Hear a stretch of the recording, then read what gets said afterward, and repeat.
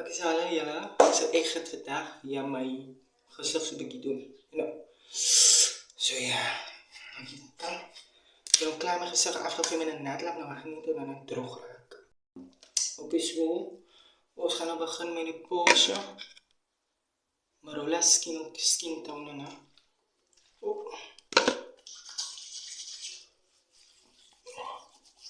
Wag eens tot wanneer dit droog raak.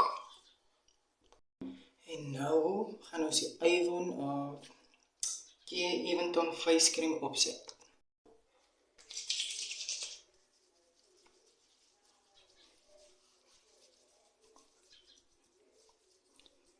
It's already looking beautiful. Okay, en die is nou soos my laaste produk wat ek nou aan gaan sien wat even glow.